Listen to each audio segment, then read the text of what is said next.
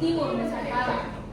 Dengan pelabuhan Coba-Oku yang megah, Makassar menjadi mutiara yang indah. Di sini laut adalah milik Tuhan dan perdagangan adalah jembatan persaudaraan. Namun di balik kejayaan itu, menu hitam mulai datang dari barat.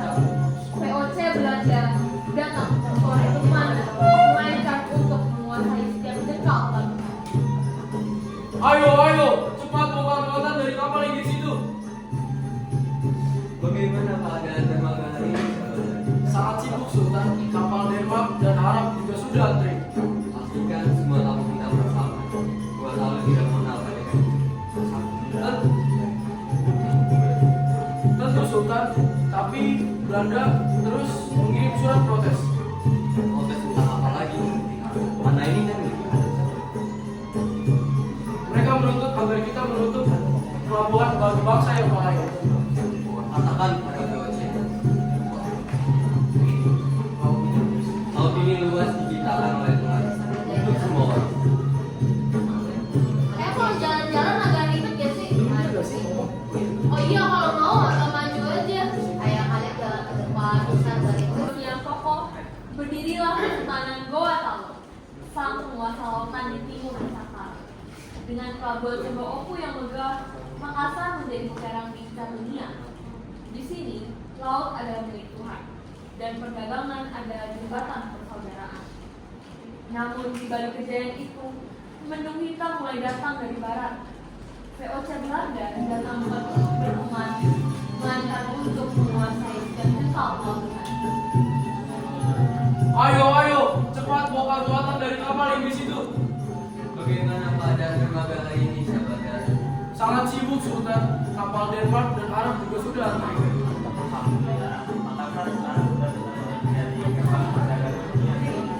Pastikan semua tamu kita merasa aman.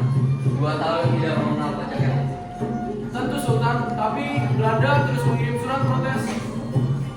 Protes tentang apa lagi? Karena ini milik kita. Mereka menuntut agar kita menutup pelabuhan bagi bangsa Eropa lain. Mereka yang menjadi monopoli tunggal, keserakahan mereka sungguh nyata. Katakan pada VOC, laut luas ini diciptakan oleh Tuhan untuk semua orang. Keadilan adalah nafas pelajar ini. Kita tidak akan tutup pada ancaman. Kekuatan Goa Talo bukan hanya terletak pada armada perangnya, tapi pada kecerdasan para pemimpinnya. Di bawah bimbingan Mangkubumi, Karaeng Patinggaloang, sang Sultan Muda Hasanuddin ditempa menjadi pemimpin yang cerdas dan berwibawa. Ilmu pengetahuan menjadi perisai utama sebelum perang tertulis dari sana.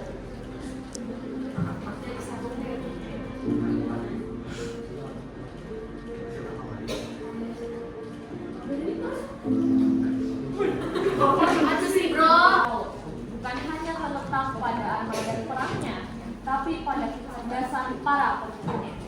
Di bawah bimbingan Mangkubumi, Karaeng Patinggaloang, sang Sultan Muda Hasanuddin ditempa menjadi pemimpin yang cerdas dan berwibawa.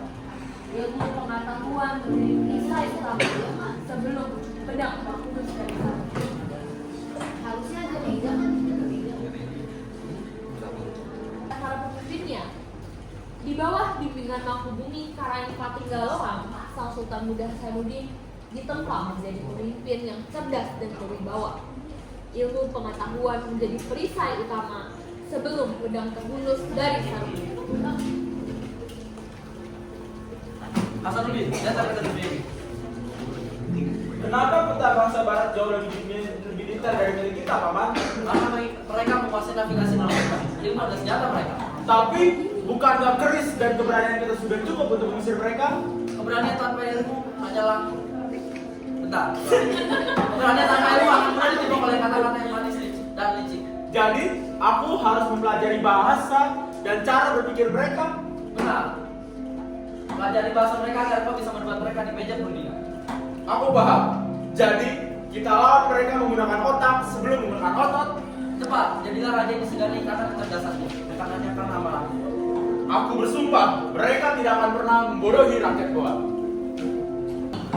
Patrice Spellman tahu bahwa Goa tidak bisa dihancurkan dari luar, maka ia mencari celah dari dalam.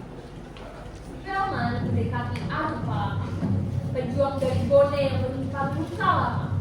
Di hadapan kerajaan yang kuat terhadap kekuatan luar, strategi adu domba amat efektif, memecah persaudaraan demi kekuasaan. Lihatlah Makassar itu Palaka, sombong dan terlalu berkuasa. Rakyatku lelah berada di bawah dominasi Goa selama bertahun-tahun. Maka bergabunglah dengan VOC. Kita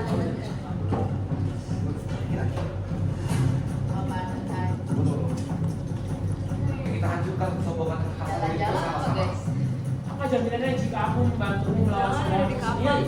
Kebebasan untuk Bone dan kemampuan itu adalah kekuasaanmu. Hasanuddin yang kuat. Dia punya armada laut yang tak tepat tinggi. Tapi kami punya pilihan yang bisa menundukkan tembok benteng mereka. Kau serang ke dalam. Demi harga diri kaumku, akan kupimpin pasukan darat. Bagus, hari ini pemilihan Makassar sudah diikat. Mereka dikepung dari dua sisi, dari laut oleh Belanda dan dari darat oleh Arab Palaka, yang akhirnya membawa Goa ke ujung kami.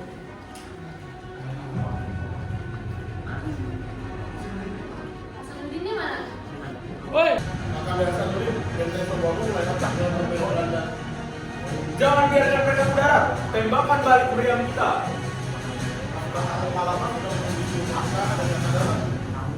Kita dikepung, tapi pantang bagi kita untuk lari dari pedang naga.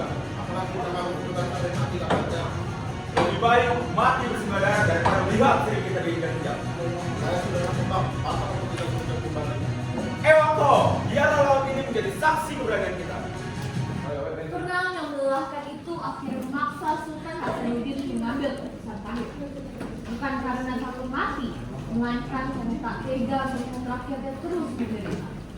Di sebenarnya sebuah perjanjian damai yang berhenti disebutkan. Sebuah akhir menjadi awal dari perjuangan baru.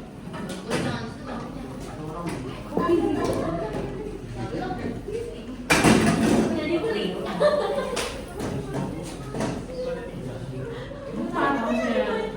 woi, sini. Aduh.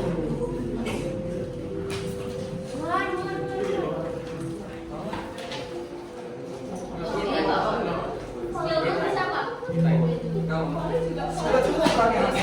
Lanjutkan lagi menjadi domba milik.